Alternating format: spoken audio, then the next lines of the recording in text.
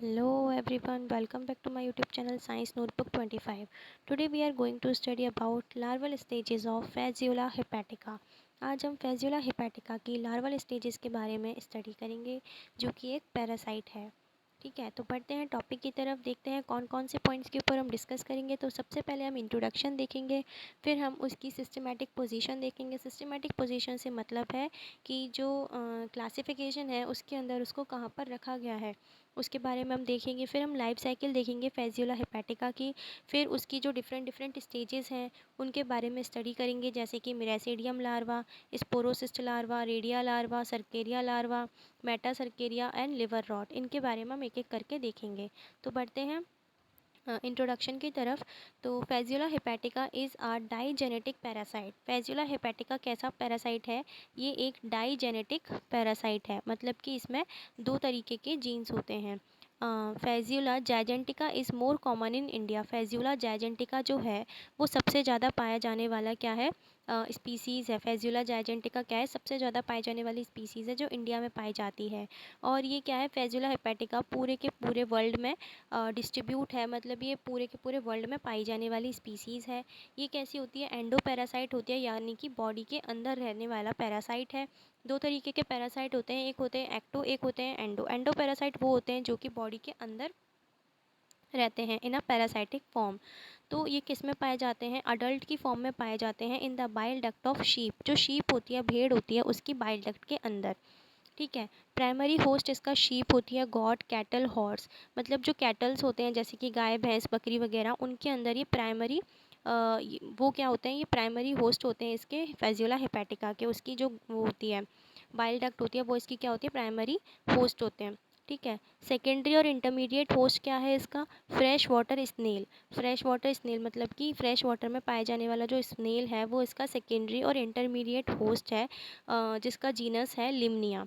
ठीक है, लिमनिया मार्जिनेलिस, जो कि एक इंडियन स्पीसीज़ है। इसके अलावा और कौन कौन से होस्ट हैं इसके, बुलिनस है, प्लेनोर्बिस है।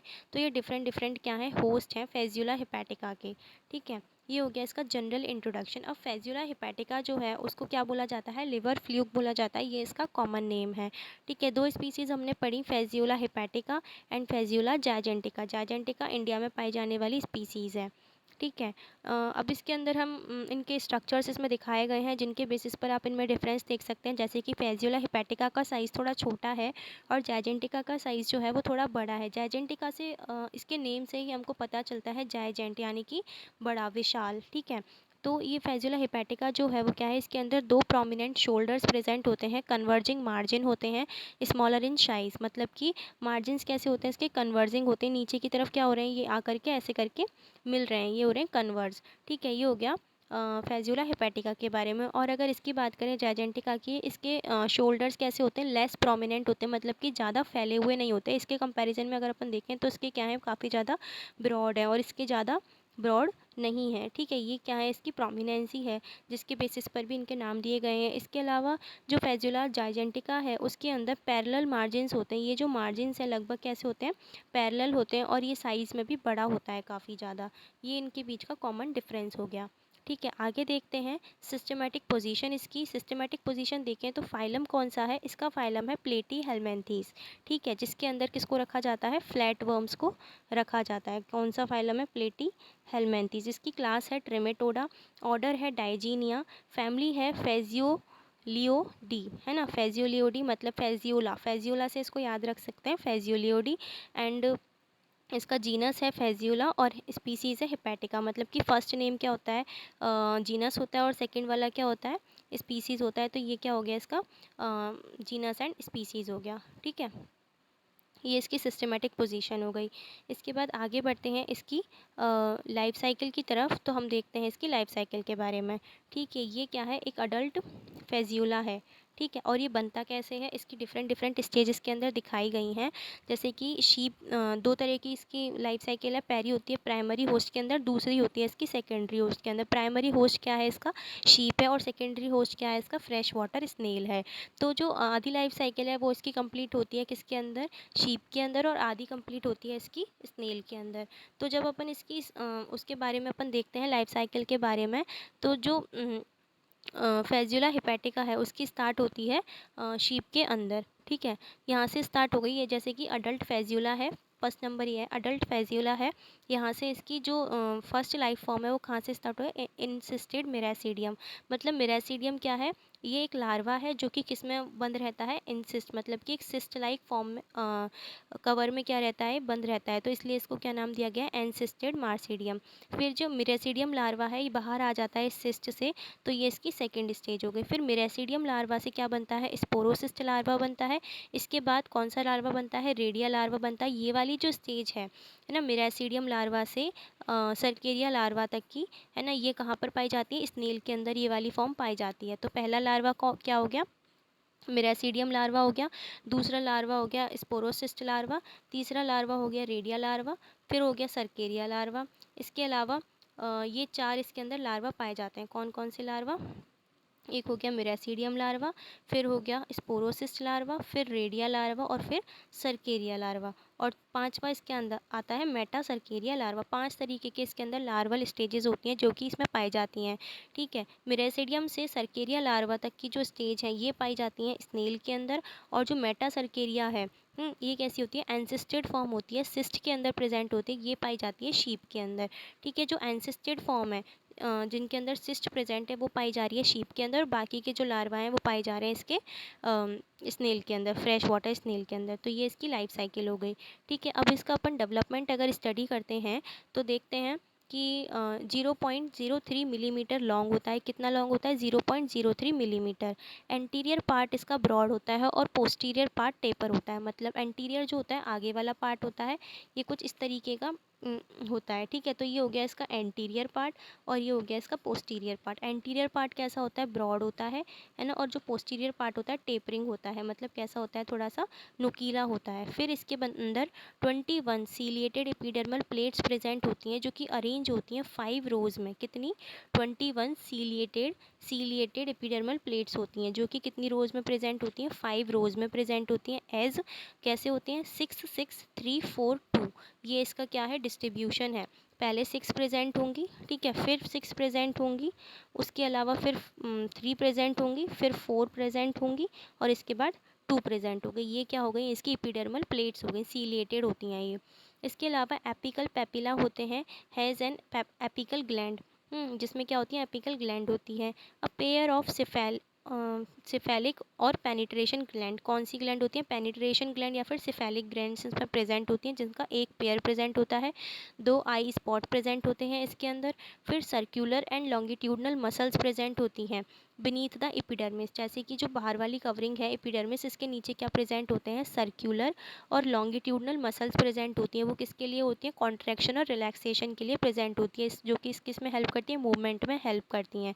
क्योंकि ये प्लेटी हेलमेंथीस के होते हैं इसलिए इनके अंदर क्या होती हैं, फ्लेम सेल्स प्रेजेंट होती हैं जो कि किस लिए होती हैं, एक्सक्रीशन के लिए प्रेजेंट होती हैं और दोनों साइड में प्रेजेंट होती हैं। और ये स्विम करते हैं 8 to 30 आवर्स, मतलब फ्रेश वाटर के अंदर ये लगभग 8 से 30 घंटे तक स्विम कर सकते हैं टू फाइंड सुटेबल होस्ट, अपने सुटेबल होस्ट को खोजने के लिए, ठीक है। पानी के अंदर अगर उसको अपने होस्ट की फाइंड करना है, जैसे कि स्नेल जो है उसको फाइंड करना है, तो वो लगभग 8 से 30 घंटे तक पानी में रह सकते हैं, ठीक है। और ये इनके अंदर क्या होते हैं, प्रोटियोलाइटिक एंजाइम्स होते हैं फ्रॉम पेनिट्रेशन ग्लैंड, है ना, पेनिट्रेशन ग्लैंड से निकलते हैं जो कि हेल्प करते हैं पेनिट्रेशन में टू मेंटल कैविटी और पल्मोनरी सैक। जैसे कि जो होस्ट है इसका, उसकी बाहर वाली जो कैविटी है मेंटल कैविटी, उसमें पेनिट्रेट करने के लिए इसकी जो पेनिट्रेशन ग्लैंड होती है वहाँ से प्रोटियोलाइटिक एंजाइम्स निकलते हैं जो कि क्या करते हैं, प्रोटीन का डिग्रेडेशन करते हैं, प्रोटीन को ब्रेक करते हैं और इसको हेल्प करते हैं इसकी मेंटल कैविटी में एंटर करने के लिए, ठीक है। ये क्या होता है, मिरासीडियम लार्वा का डेवलपमेंट है।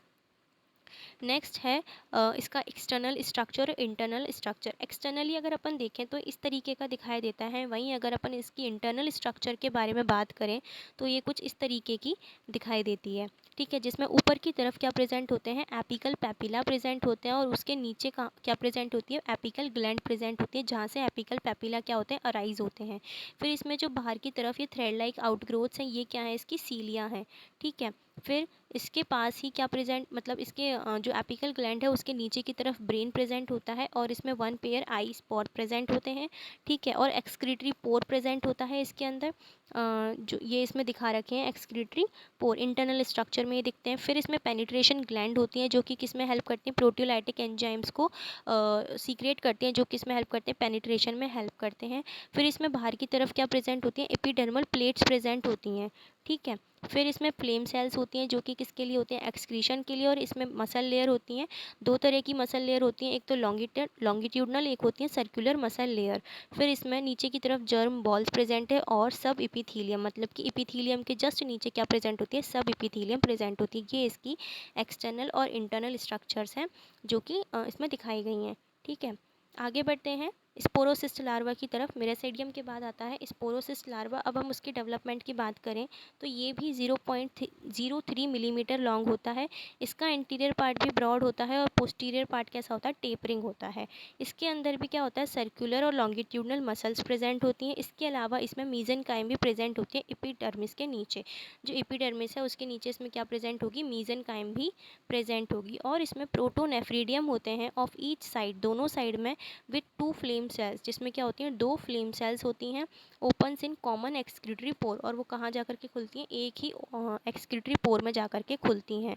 और ये प्रेजेंट होते हैं किसमें, प्रेजेंस ऑफ जर्म बॉल। इसमें क्या प्रेजेंट होती है, जर्म बॉल भी प्रेजेंट होती है, जो कि पिछले डायग्राम में भी दिखाया गया है। ये क्या है, जर्म बॉल्स हैं जो कि इसमें प्रेजेंट होती हैं स्पोरोसिस्ट लार्वा के अंदर। हर एक स्पोरोसिस्ट जो होता है उससे क्या होते हैं, लगभग 5 to 8 रेडी निकलते हैं बाय पार्थेनोजेनेसिस। पार्थेनोजेनेसिस के द्वारा क्या निकलते हैं, 5 to 8 रेडिया निकलते हैं, ठीक है।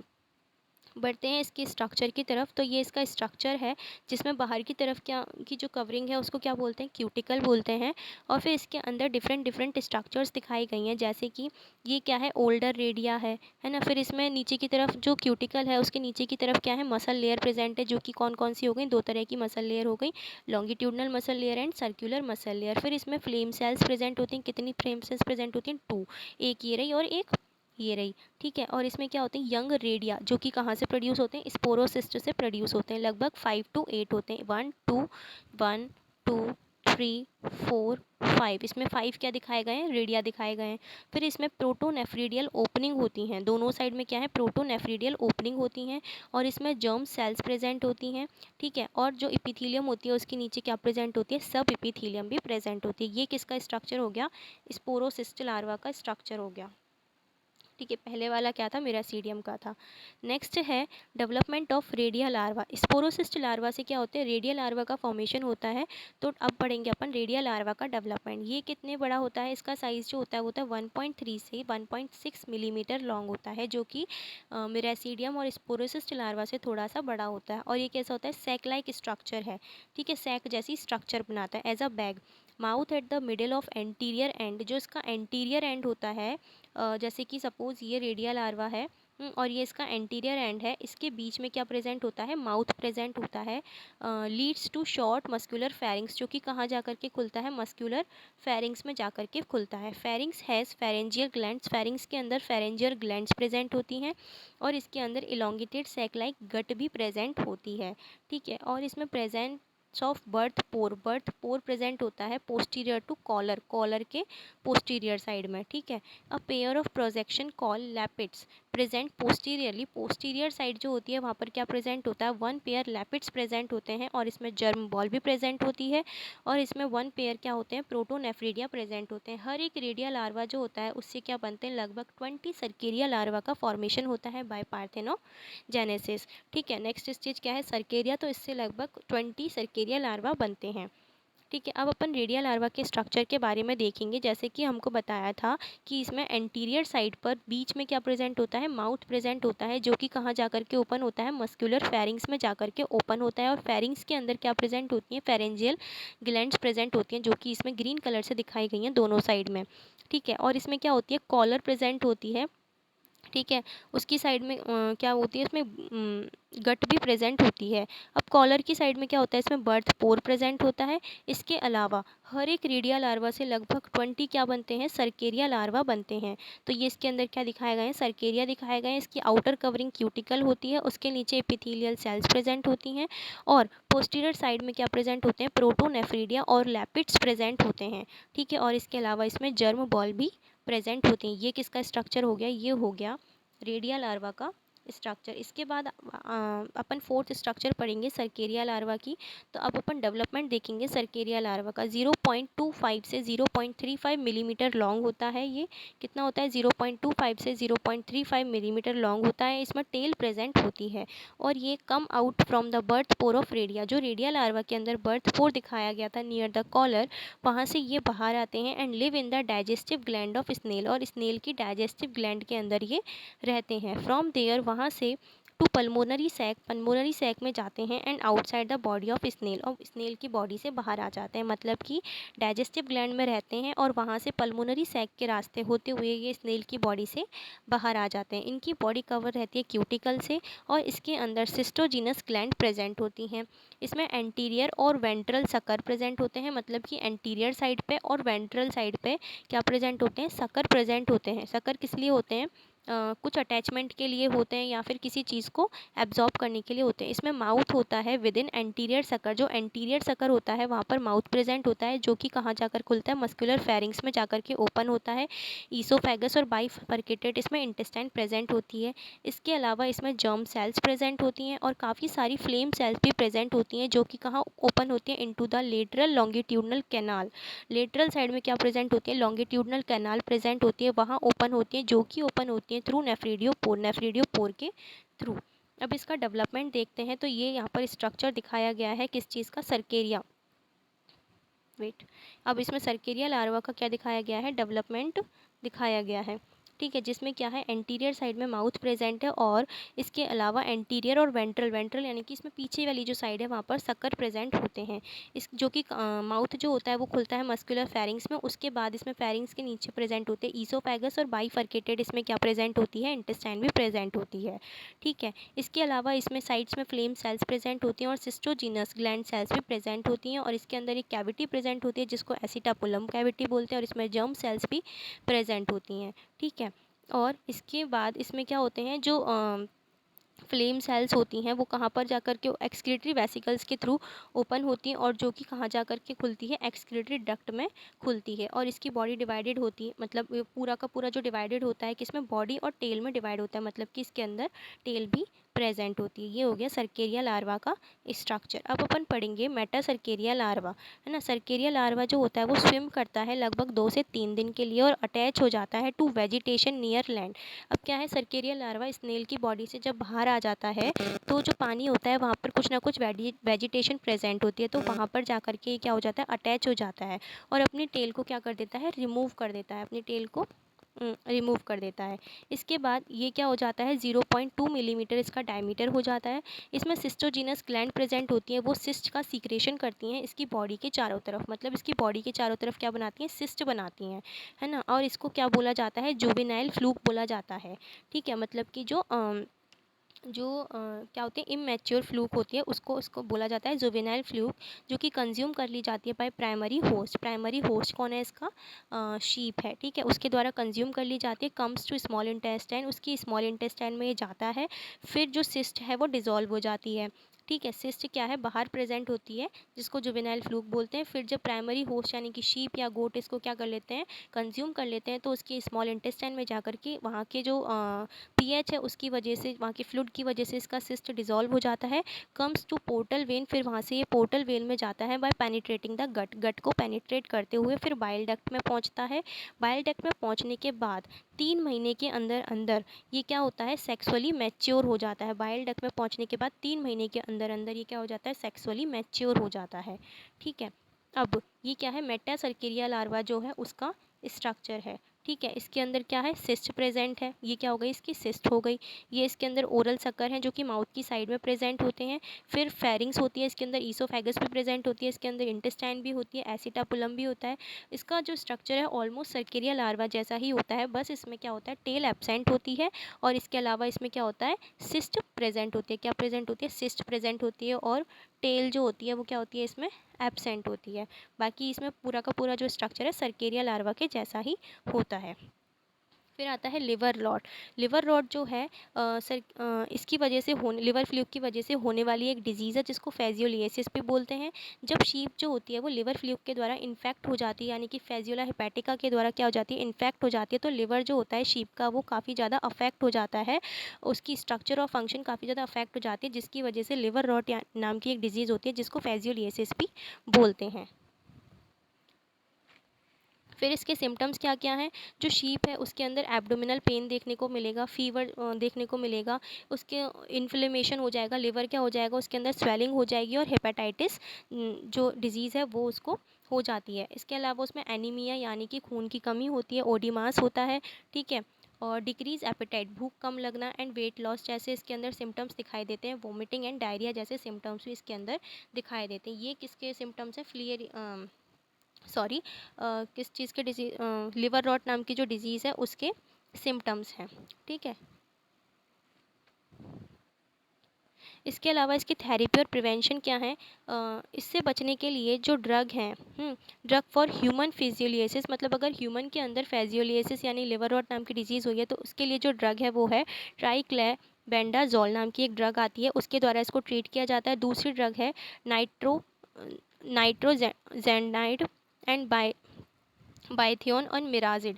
ये क्या है, ड्रग्स हैं जो कि दी जाती हैं इसकी थेरेपी के लिए। फिर प्रिवेंशन क्या है, इससे बचने के लिए हम क्या क्या कर सकते हैं, जो हैवीली इन्फेक्टेड शीप हैं उनको मार सकते हैं, और जो फेजियोला हेपेटिका है उसके एग्स को डिस्ट्रॉय कर सकते हैं, और मैन्योर को एंड मैन्योर और इन्फेक्टेड शीप, जो इन्फेक्टेड शीप हैं उनका जो मैन्योर है उसको भी अपन क्या कर सकते हैं, डिस्ट्रॉय कर सकते हैं। जो feeding infected sheep with salt और लिटिल ड्राई फूड, किलिंग और चेकिंग स्नेल पॉपुलेशन, स्नेल की पॉपुलेशन को चेक करके जो इन्फेक्टेड हैं उनको अपन क्या कर सकते हैं, मार सकते हैं। इस तरीके के प्रिवेंशन मीजर्स को हम ले करके क्या कर सकते हैं, फेजियोला हेपेटिका नाम की जो डिज़ीज़ है उससे हम बच सकते हैं। इसके अलावा अगर आपको एक्स्ट्रा नॉलेज चाहिए तो आप इन चीज़ों को देख सकते हैं। आर एल कोतपाल नाम की एक बुक है जिसके अंदर इसके बारे में एक्सप्लेन में बताया गया। Thank you. अगर आपको वीडियो अच्छा लगा हो तो वीडियो को लाइक करें, शेयर करें, चैनल को सब्सक्राइब करें और कमेंट करके बताएं कि आप नेक्स्ट वीडियो कौन से टॉपिक पर देखना चाहेंगे। मिलते हैं नेक्स्ट वीडियो में।